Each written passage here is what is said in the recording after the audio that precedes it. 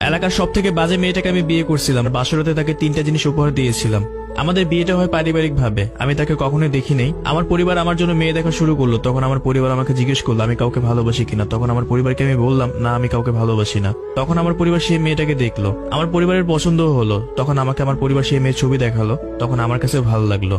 তখন আমার পরিবার আমাকে নিয়ে সেই পরিবারের কাছে গেল, মানে আমরা মেয়ে দেখতে গেলাম। কিন্তু আমার পরিবারের কাছে আমি একটা কথাই বলছিলাম, আমি যাকে বিয়ে করবো তার সাথে আমি একান্তই কথা বলতে চাই। আর তখন যখন মেয়ে দেখার জন্য সেই বাসায় গেলাম, তখন মেয়ে দেখার পর সবাইকে আমি বললাম আমি মেয়ের সাথে একা কথা বলতে চাই। তখন আমাকে আর মেয়েকে একা থেকে সবাই বাইরে চলে গেল।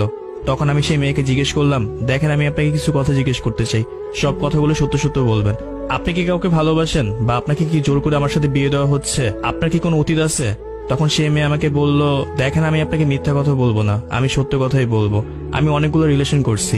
এই এলাকার সব থেকে বাজে একটা মেয়ে আমি। যদি আপনি এলাকার মানুষদের জিজ্ঞেস করেন আমি কিরকম একটা মেয়ে, যারা আমাকে চিনে তারা সবাই বলবে আমি অনেক খারাপ একটা মেয়ে। আর রিলেশনের কথা বলতেছেন, আমার জীবনে একটা ছেলেকে অনেক বেশি ভালোবাসতাম, সে আমাকে ঠকাইছে। আর তার উপর রাগ করে কত ছেলের সাথে যে রিলেশন করছি যা কখনোই বলে শেষ করা যাবে না। তখন আমি অবাক হয়ে মেয়েটার কথা শুনতেছিলাম আর ভাবতেছিলাম সেইগুলো কি কথা বলতেছে, সে তো তার নামে বদনাম বলতেছে আমার কাছে। তখন আমার কাছে অনেক বেশি ভালো লাগলো, সে তো সত্য কথাই বললো।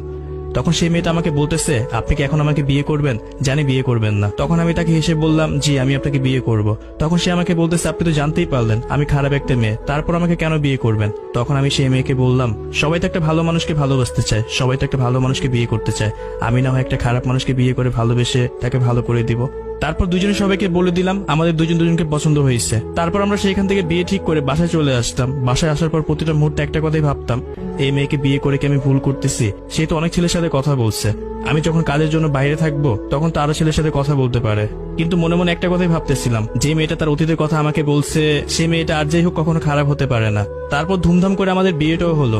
তখন আমি বাসর ঘরে গেলাম, জীবনের প্রথম বাসর রাত, একটু নার্ভাস ফিল হইতেছিল নিজের ভিতরে। তখন আমি তার জন্য 3টা গিফট নিয়ে গেছিলাম। তার সামনে যখন গিফট নিয়ে গেলাম তখন সে আমাকে জিজ্ঞেস করতেছে এগুলো কি। তখন আমি তাকে বললাম খুলে দেখো। তারপর সে খুলে দেখলো একটা কোরআন শরীফ, একটা জায়নামাজ আর কিছু হাদিসের বই। তখন আমার বউ অনেক বেশি খুশি হলো। তখন সে আমাকে জিজ্ঞেস করলো বাসরাতে তো সবাই অনেক কিছুই দেয়, কিন্তু আপনি যে আমাকে এত দামি একটা জিনিস দিলেন, এটা তোর কারণটা কি?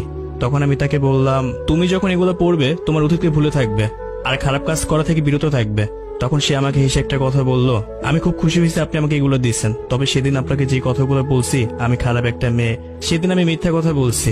আমি দেখতে চেয়েছিলাম এত কিছু জানার পরে কি আপনি আমাকে বিয়ে করতে চান কিনা। তখন তার কথা শুনে খুব রাগ হচ্ছিল। তখন আমি তাকে বললাম মানুষ ইমোশনাল নিয়ে কেন খেলো? তখন সে আমাকে সরি বলল। যত কিছুই হোক 10টা না 5টা না একটা মাত্র বউ আমার, তার সরি শুনে আমিও গলে গেলাম।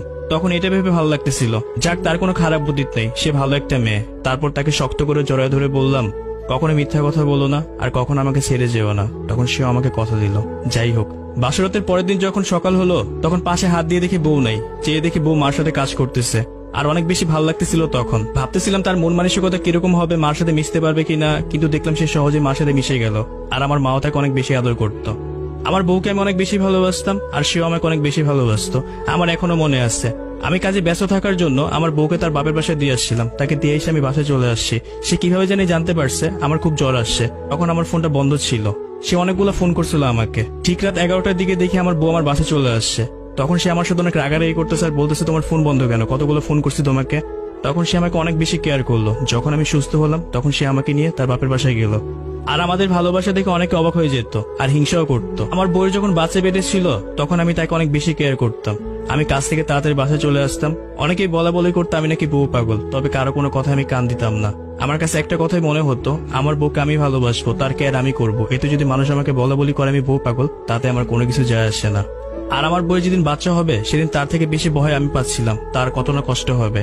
তাকে এত পরিমাণ ভালোবাসতাম। প্রতিটা মানুষের একটা না একটা অতীত আছে। কখনো তার অতীত দেখে 10 জনের কথা শুনে বউকে কম ভালোবাসবেন না। যদি আমার কথাগুলো শুনে খারাপ লেগে থাকে তাহলে আমাকে মাফ করবেন।